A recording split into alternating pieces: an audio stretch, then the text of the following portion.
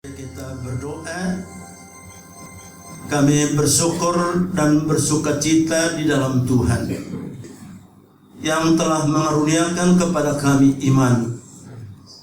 Dan karena iman itu kami boleh ada di tempat ini, dan karena iman kami boleh melalui hari-hari yang telah kami lewati, dan karena iman kami terus boleh menghadapi hari-hari yang akan kami hadapi. Kami memuji Engkau ya Tuhan. Itulah satu karunia Tuhan yang luar biasa.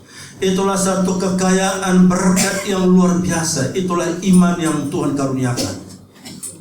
Dan karena iman itu hamba Sinaga boleh menyaksikan Tuhan luar biasa. Karena iman itu kedua hambamu Monang dan Tracy boleh menyaksikan luar biasa Allah. Dan bagi masing-masing kami pun Tuhan, kami boleh menyatakan dan mengungkapkan betapa Engkau luar biasa dalam hidup kami. Itulah karena iman. Maka saat ini Tuhan, berkati kami lagi dengan firman. Engkau tahu di mana kami membutuhkan pembaharuan. Engkau tahu di mana kami membutuhkan peneguhan. Engkau tahu di mana kami membutuhkan kekuatan. Biarlah firman Allah memberkati masing-masing kami. Urapi hambamu, urapi kami sekalian. Dalam nama Yesus kami berdoa. Amin. Silakan duduk. Mari kita membuka kitab kita dari Matius pasal yang ke-10. Injil Matius pasal yang ke-10 ayat yang ke-16 sampai dengan ayat yang ke-33. Matius pasal 10 ayat 16 sampai dengan 33. Saudara perhatikan, saya bacakan. Penganiayaan yang akan datang dan pengakuan akan Yesus. Lihat, aku mengutus kamu seperti domba ke tengah-tengah serigala. Sebab itu hendaklah kamu cerdik seperti ular dan tulus seperti merpati. Tetapi waspadalah terhadap semua orang, karena ada yang akan menyerahkan kamu kepada majelis agama, dan mereka akan menyesah kamu di rumah ibadahnya. Dan karena aku, kamu akan digiring ke muka penguasa-penguasa dan raja-raja sebagai suatu kesaksian bagi mereka dan bagi orang-orang yang tidak mengenal Allah. Apabila mereka menyerahkan kamu, janganlah kamu khawatir akan bagaimana dan akan apa yang harus kamu katakan, karena semuanya itu akan dikaruniakan kepadamu pada saat itu juga. Karena bukan kamu yang berkata-kata, melainkan Roh Bapamu. Dialah yang akan berkata-kata dalam kamu. Orang akan menyerahkan saudaranya untuk dibunuh. Demikian juga seorang ayah akan anaknya, dan anak-anak akan memberontak terhadap orang-orang tua dan akan membunuh mereka. Dan kamu akan dibenci semua orang oleh karena namaku. Tetapi orang yang bertahan sampai pada kesudahannya akan selamat. Apabila mereka menganiaya kamu dalam kota yang satu, larilah ke kota yang lain. Karena aku berkata kepadamu, sesungguhnya sebelum kamu selesai mengunjungi kota-kota Israel, Anak Manusia sudah datang. Seorang murid tidak lebih daripada gurunya, atau seorang hamba daripada tuannya. Cukuplah bagi seorang murid jika ia menjadi sama seperti gurunya, dan bagi seorang hamba jika ia menjadi sama seperti tuannya. Jika tuan rumah disebut Beelzebul, apalagi seisi rumahnya. Jadi janganlah kamu takut terhadap mereka, karena tidak ada sesuatu pun yang tertutup yang tidak akan dibuka, dan tidak ada sesuatu pun yang tersembunyi yang tidak akan diketahui. Apa yang kukatakan kepadamu dalam gelap, katakanlah itu dalam terang. Dan apa yang dibisikkan ke telingamu, beritakanlah itu dari atap rumah. Dan janganlah kamu takut kepada mereka yang dapat membunuh tubuh, Tetapi yang tidak berkuasa membunuh jiwa, takutlah terutama kepada Dia yang berkuasa membinasakan baik jiwa maupun tubuh di dalam neraka. Bukankah burung pipit dijual 2 ekor seduit? Namun seekor pun daripadanya tidak akan jatuh ke bumi di luar kehendak Bapamu. Dan kamu, rambut kepalamu pun terhitung semuanya.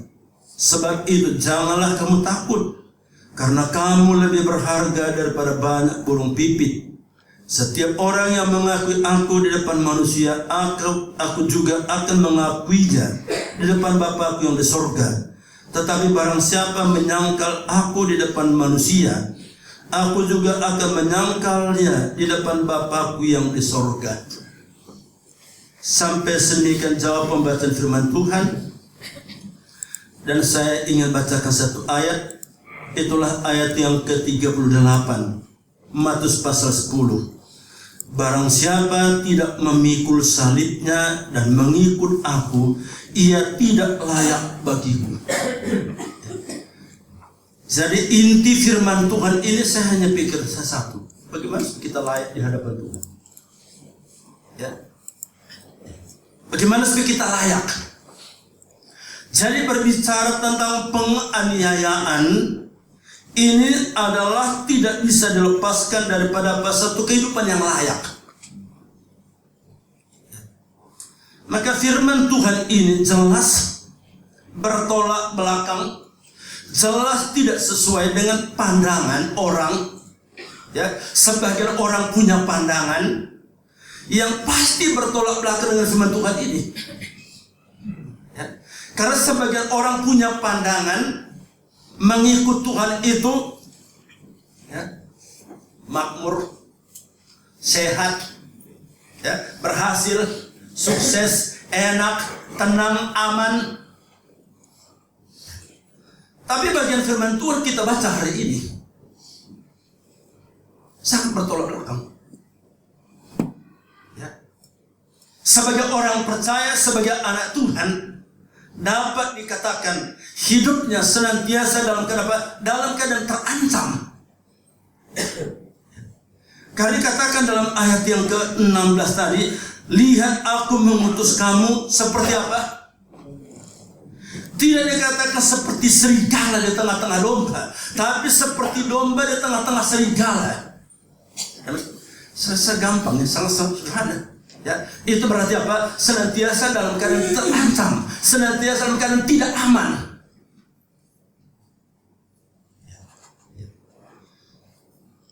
Memang saya pikir mengapa tidak dikatakan aku mengutus kamu seperti serigala, ya, yang buas, yang berkuasa, yang luar biasa, tapi seperti domba.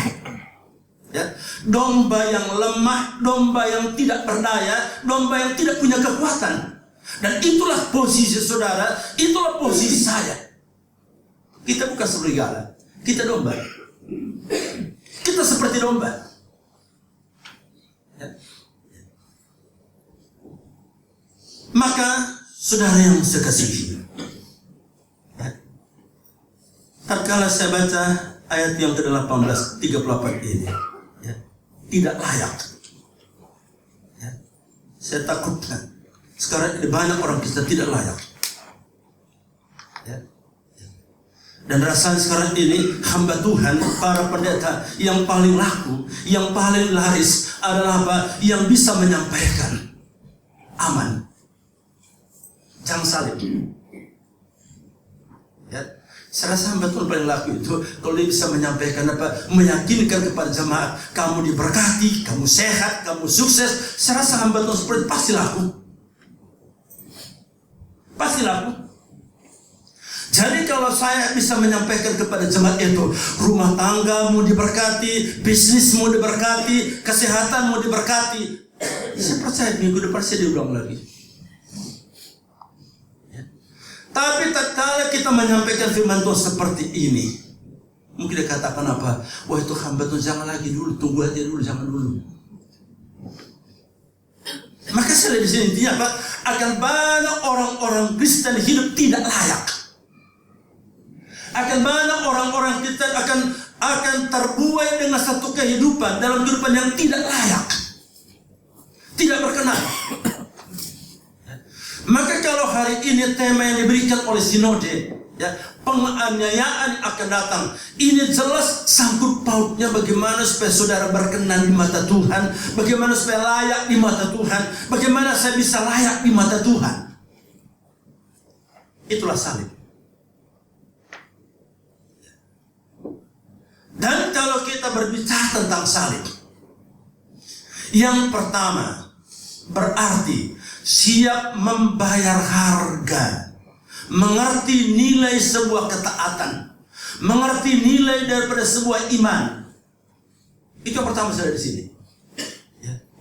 Jadi istilah layak, salib, ini mengingatkan kita, ya, bagaimana suatu kehidupan, ya, nilai yang harus kita bayar. Maka saya mengerti di sini, bukan murahan, bukan gampangan untuk menjadi pengikut Tuhan, bukan murahan, bukan gampangan untuk menjadi pelayan Tuhan. Tidak ada pilihan yang lain. Saudara yang mau dipakai Tuhan, saudara yang mau layak di mata Tuhan, saya yang layak di mata Tuhan, yang pertama harus berani membayar harga. Harus berani membayar harga. Dan itu namanya salib. Sebab pengertian salib itu adalah sebuah penderitaan, sebuah tekanan, sebuah penderitaan yang diakibatkan oleh karena ketaatan. Bukankah itu namanya salib? Maka tadi pembimbing kita dikatakan apa? Yang penting jangan penderitaan karena dosa, jangan penderitaan karena kejahatan, jangan penderitaan oleh karena kesalahan, tapi penderitaan oleh karena ketaatan kita kepada Tuhan. Itulah istilah salib. Amin. Jadi salib itu bukan tandanya kalung salib yang saudara pegang. Sebab banyak juga orang kadang-kadang antingnya salib, ya, kalungnya salib, cincinnya salib, tapi hidupnya tidak berkenan kepada Tuhan. Jadi salib itu mengingatkan kita, Pak, adakah hidupku layak di mata Tuhan? Salib itu mengingatkan kita, Pak, adakah hidupku layak di mata Tuhan? Istilah layak berarti apa? Rela membayar harga, sedia membayar harga. Maka saya percaya, saudaraku, tidak mungkin saudara layak di mata Tuhan, tidak mungkin saya layak di mata Tuhan, tidak mungkin jemaat Makedonia layak di mata Tuhan kalau tidak siap membayar harga. Tidak siap membayar harga. Itu saya mengerti di sini. Ya, aku mengutus kamu seperti domba ke tengah-tengah serigala. Ya, artinya apa? Ya, siap ditekam. Ya, ini jangan kenapa? Kurang disenyumi pun kita tidak siap. Ya, apalagi diterkam. Ya, kurang disalami pun kita sudah sakit hati, apalagi diterkam. Jadi saya mengerti, bukan gampang untuk mengikut Tuhan, bukan gampang untuk melayani Tuhan. Ya, siap membayar harga. Dan itulah berita firman Tuhan untuk kita hari yang pertama. Siapkah kita membayar harga? Percaya apa yang tadi Bu Tricia saksikan, ya, itulah salib. Ya, rela dibunuh, siap dibunuh. Ya, siap menderita. Ya, ya. Karena pertama kali saya tidur itu pastornya Bu Tricia ini, saya gimana lah tidurnya, seperti takut jangan-jangan rubuh dia. Ya. Jadi saya pertama dengan Pak Tommy tidur, saya pikir gimana mau tidurnya ini. Ya. Ya. Lalu lagi mandinya ke sungai. Ya. Untuk jalan ke sungai itu pun bergumul.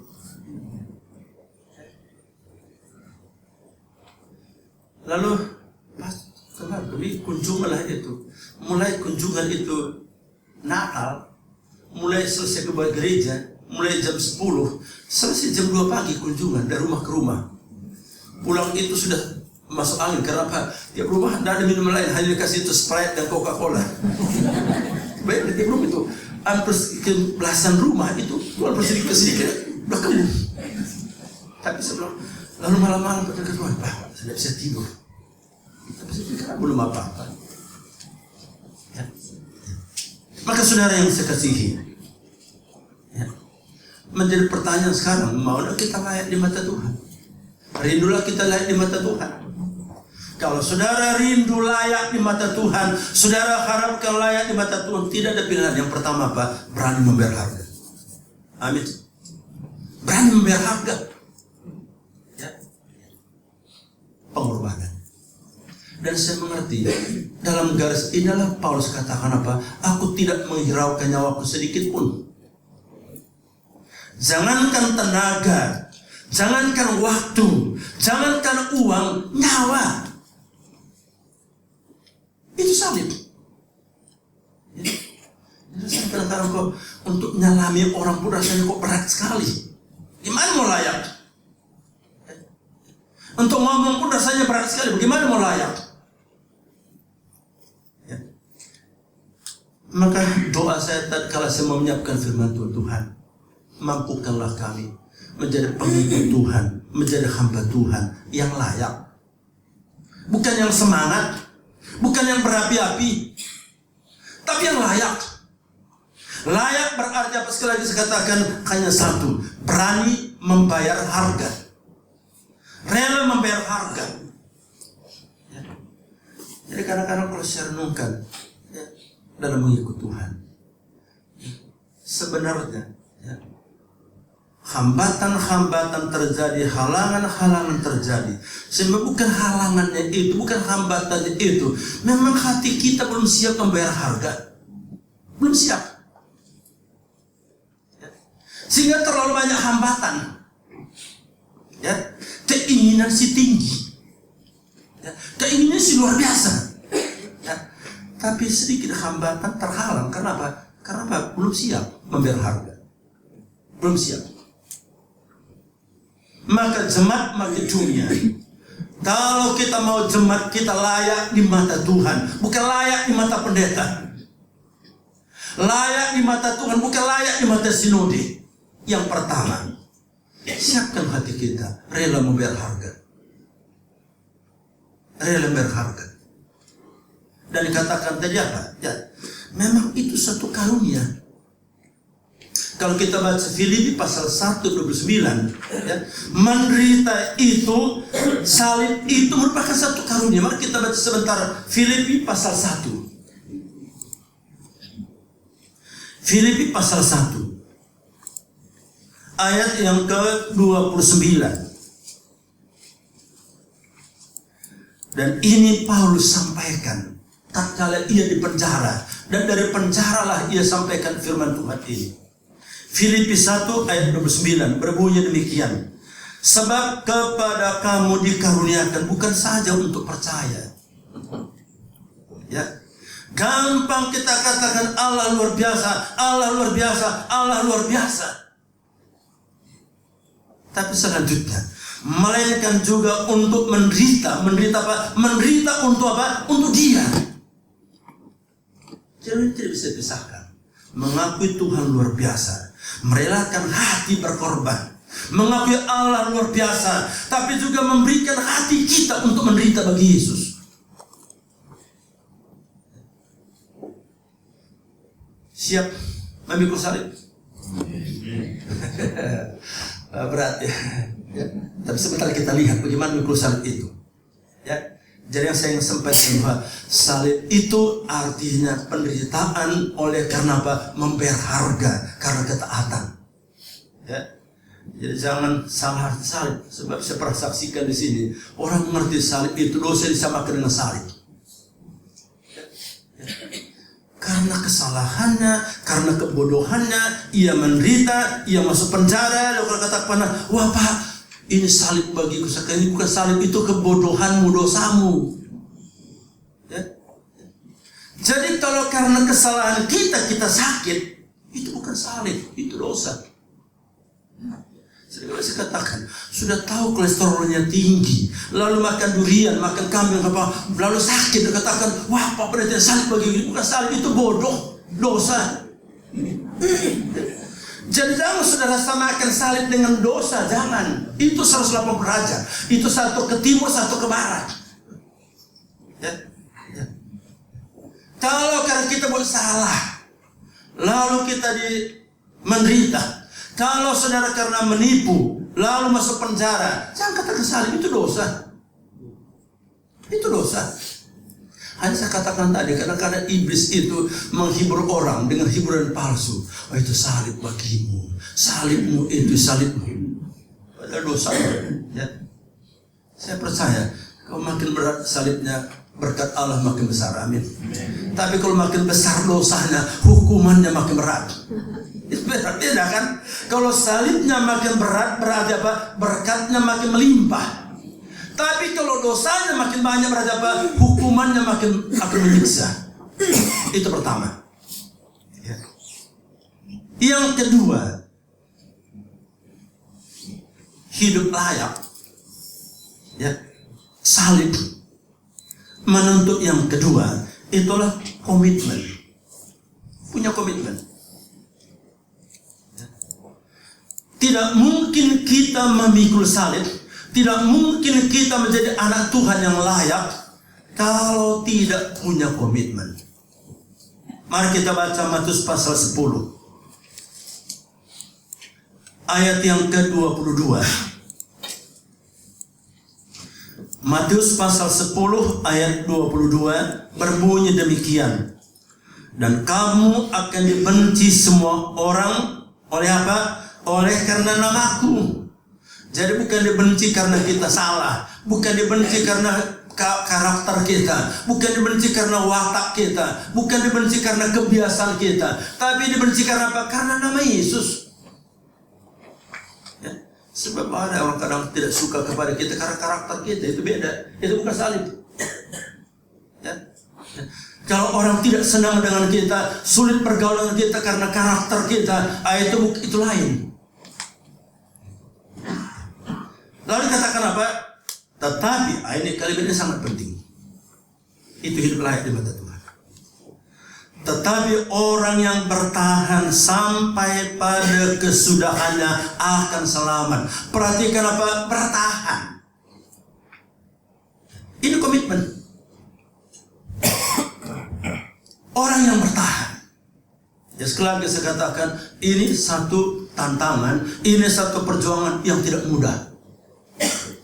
Istilah bertahan artinya di sini tidak tergoyahkan. Istilah bertahan artinya di sini tidak terpengaruh.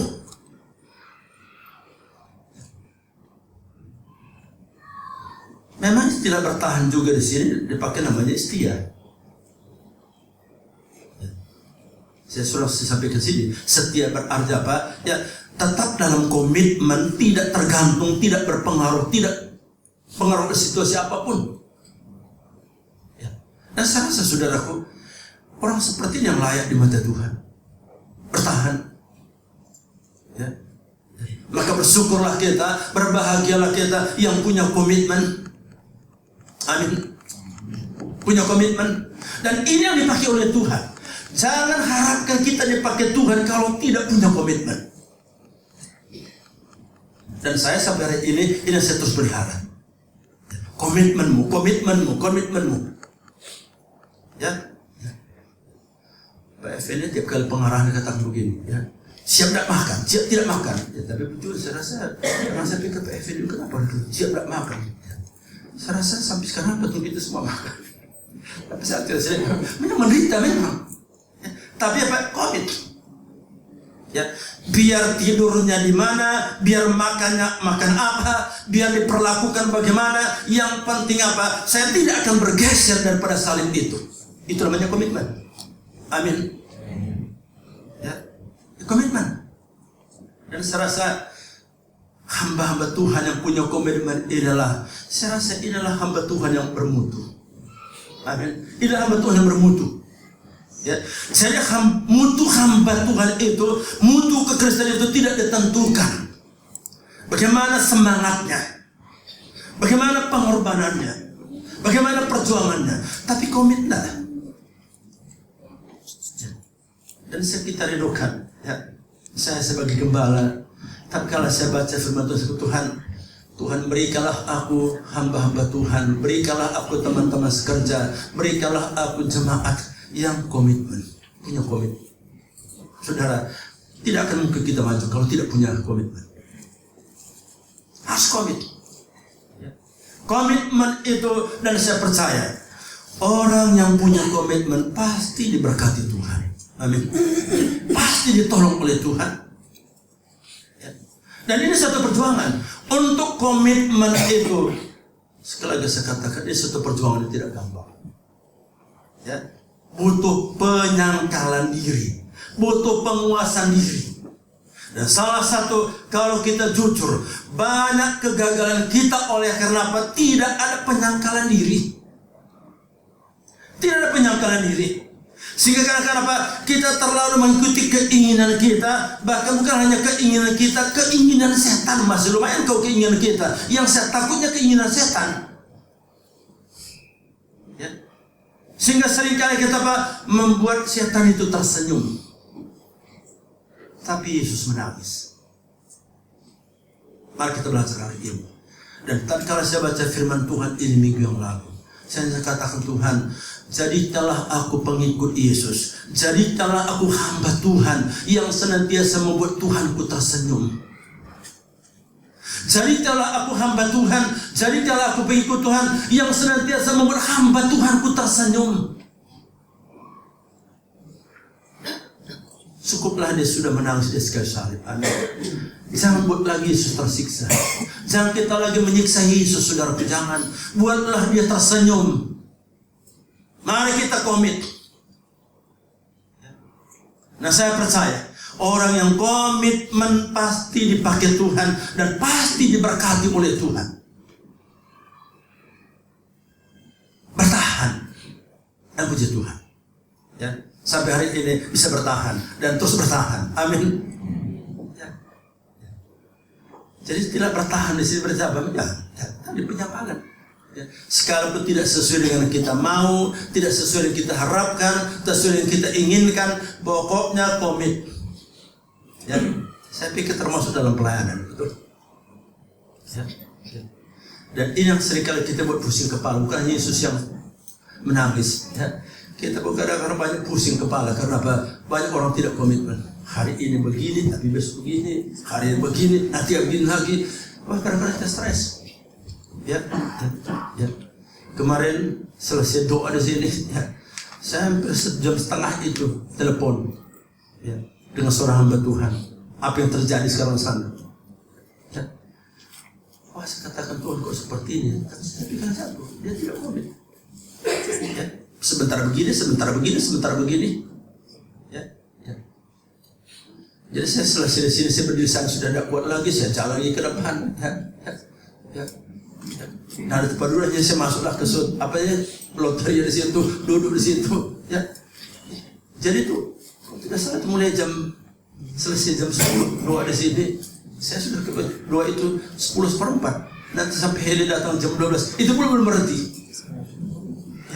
Saya pikir Tuhan, ini pulsanya pun sayang yang begini-begini. Bukan saya buang uang, bukan saya kata untuk begini-begini kok saya harus buang pulsa. Ya, ya. Kalau untuk jiwa diselamatkan kita senangkan, tapi tetap komitmen. Itu saya belajar di sini. Ya. Maka kemarin, tatkala saya itu, ya betul ini. Hanya satu kok penyebabnya. Mengapa begini? Hanya satu penyebabnya. Orang itu tidak komitmen, tidak pegang komitmennya. Yang ketiga, yang terakhir, ya, layak di hadapan Tuhan berarti apa juga? Mempercayai, ya, pemeliharaan Tuhan, mempercayai pemeliharaan Tuhan. Ini yang ketiga di sini. Ya. Dan ini pun bukan gampang, ya. Istilah mempercayai kuasa Tuhan, ini bukan gampang. Gampang kita katakan, aku percaya. Tapi buktinya untuk kita mempercayai kuasa Tuhan itu seringkali tidak ada. saya mengerti bagaimana Paulus bisa bertahan dan bagaimana Paulus bisa mencapai garis akhir. Satu yang saya lihat kuncinya, ya, mempercayai kuasa Tuhan. Mempercayai kuasa Tuhan. Dan saudara, saya rasa salah satu dosa kita adalah dosa tidak mempercayai kuasa Tuhan. Betul? Tidak mempercayai kuasa Tuhan. Ya. Maka dalam pembacaan kita tadi ada satu kalimat yang saya sungguh diberkati. 3 kali Yesus katakan, janganlah takut, janganlah kamu takut, janganlah kamu takut. Ayat 26, jadi janganlah kamu takut. Ayat yang ke-28, dan janganlah kamu takut. Lalu ayat yang ke-30, janganlah kamu takut. Ini satu perjuangan agak gampang. Ya. Walaupun kalimat ini mungkin biasa, tapi tak kala saya merenungkan. Ya. Ya. Termasuk tadi malam pun, selesai kami pulang dari Cibubur, saya merenungkan kembali. Ya. Ya. Bagaimana layak di mata Tuhan. Ini menyangkut apa? Mempercayai kuasa Tuhan. Amin. Saudara tidak mungkin bisa menikmati hidup layak di mata Tuhan kalau kita tidak mempercayai. Ya, Paulus dalam 2 Timotius pasal 1 ayat 12, Paulus katakan apa? Aku menderita tapi tidak malu. Aku menderita tapi tidak kecewa. Aku menderita tapi tidak putus asa. Ya. Karena apa? Aku tahu kepada siapa aku percaya dan aku yakin dia berkuasa. Ya. Maka kalau kita melihat ya, Rasul Paulus dalam penderitaannya, ya, ya. Kalau kita baca 2 Korintus pasal 11, dan ini yang Paulus alami memang apa ia bisa hadapi karena ia percaya. Ya. 2 Korintus pasal 11. Betapa bersyukurnya kita kalau kita bisa percaya dan mempercayai kuasa Tuhan. Ya. 2 Korintus pasal 11.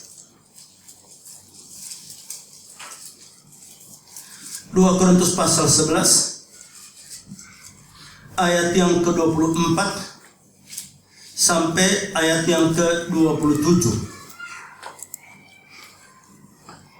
Dikatakan di sana demikian. Ini kesaksian Paulus.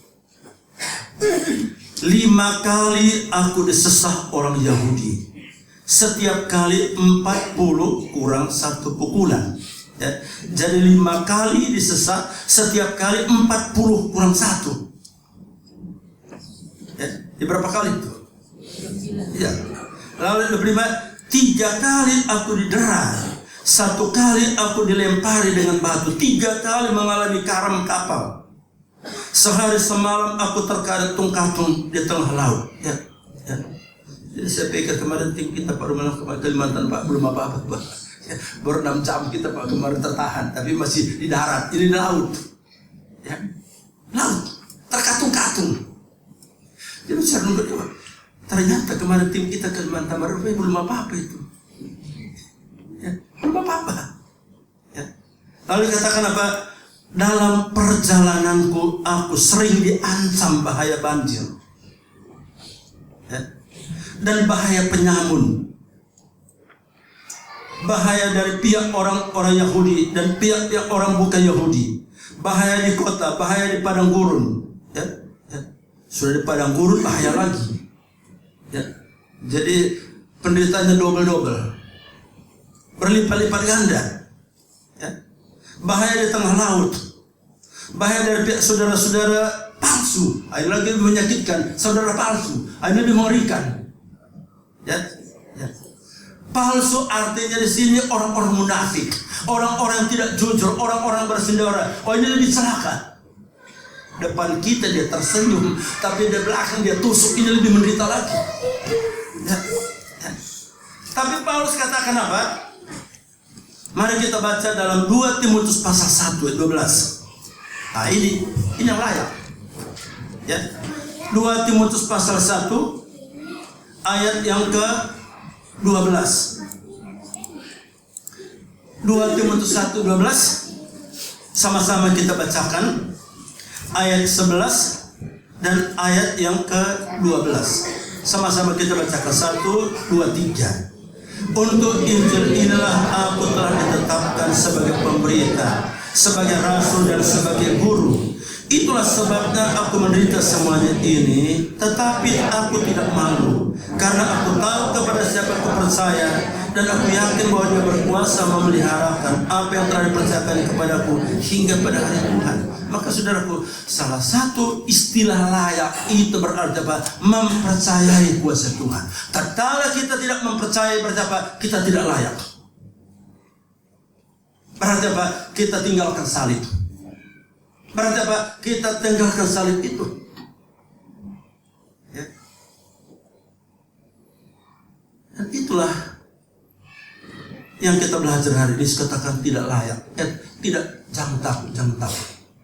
Mengapa katakan tidak takut? Apa yang kita percayai?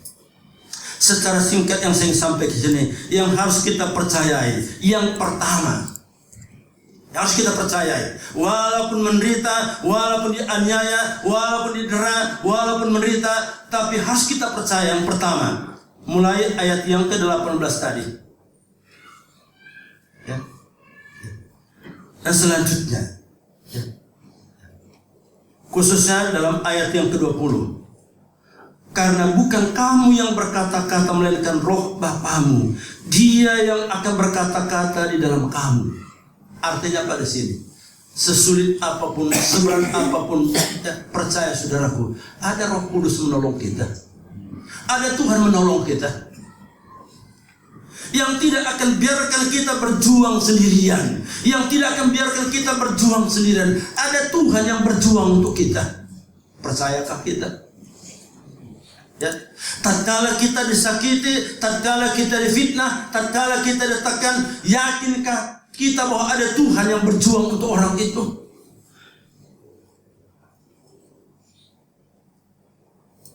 Yang kedua yang harus kita yakini,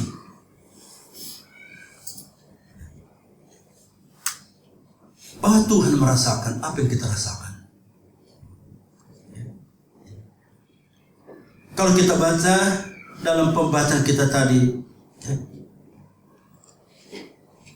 khususnya ayat 24 dan ayat yang ke-25, Matius pasal 10.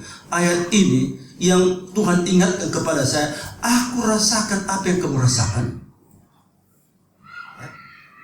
Maka tatkala kita dalam keadaan sulit, berat, seberat apapun, percayalah di sana ada Tuhan yang merasakan yang kita rasakan dan tidak akan dijadikan kita. Maka dikatakan Ibrani pasal yang keempat ayat yang ke-15, katakan apa? Imam besar yang kita punyai bukanlah imam besar yang tidak merasakan apa yang kita rasakan. Pendeta boleh tidak merasakan, jemaat boleh tidak merasakan, istri boleh tidak merasakan, suami boleh tidak merasakan, tapi ada Yesusku merasakan apa yang kurasakan. Itu kita percaya. Dia tidak akan biarkan kita. Dia tidak akan biarkan kita. Ya. Dan yang selanjutnya, katakan ayat yang ke-28, seberat apapun tantangan yang kita hadapi, itu ada batasnya. Ya. Ayat 28, dan janganlah kamu takut kepada mereka yang dapat membunuh tubuh, tetapi yang tidak berkuasa membunuh jiwa. Takutlah terutama kepada yang berkuasa, ya, yang membinasakan baik jiwa maupun tubuh di dalam neraka. Yang saya mengerti, seberat apapun tantangan kita, toh ada batasnya. Maka jangan pernah mengatakan apa, sudah tidak mampu lagi, sudah tidak sanggup lagi, sudah tidak kuat lagi. Percaya saudaraku, tetap kita kuat. Karena apa? Ada batasnya. Ada batasnya.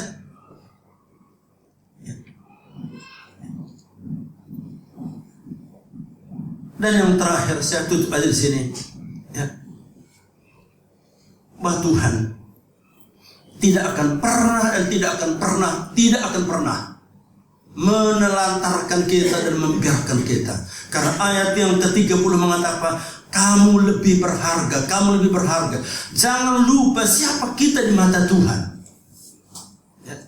Jadi jangan ada perasaan sepertinya Tuhan biarkan, sepertinya Tuhan tinggalkan. Percaya tidak akan mungkin Tuhan biarkan kita. Karena apa?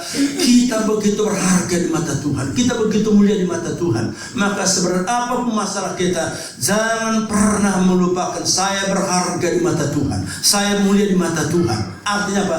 Jangan pernah meragukan kasih Tuhan. Seberat apapun masalah kita, seberat apapun tantangan kita, mari kita terus ingat. Tidak mungkin Tuhan biarkan aku. Tidak mungkin Tuhan telantarkan aku. Karena apa? Aku berharga di mata Tuhan. Ya, karena apa? Untuk dosaku ia telah mati. Maka hidupku ini senilai, itulah senilai kematiannya. Amin. Sudah tahu nilai hidup kita? Nilai hidup kita itulah seharga darah Yesus. Maka jangan pernah merasa ditinggalkan, dibiarkan, dilupakan. Tidak akan pernah.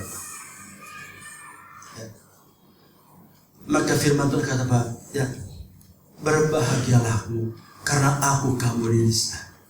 Ya. Berbahagialah, bersukacitalah. Ya. Bahwa kepada kita Tuhan karuniakan bukan hanya untuk percaya, bukan hanya mengalami kuasa Tuhan, bukan hanya diberkati Tuhan, tapi juga apa? Ya. Ikut merasakan, ikut mengalami apa yang dialami oleh Yesus. Termasuk tengah-tengah pelayanan. Maka saudaraku, mari kita hadapi lagi hari-hari ke depan ini. Jangan cari tantangan, jangan cari persoalan, jangan cari aniaya, tapi siap dan terus siap menghadapinya. Karena apa? Kalau Tuhan izinkan aku mengalami ini, berarti aku layak di mata Tuhan. Kalau Tuhan izinkan aku begini, berarti apa? Tuhan mengharapkan aku makin layak di mata Tuhan. Dan percayalah saudaraku, kalau hidup kita layak di mata Tuhan, betapa hati Tuhan sangat berbahagia.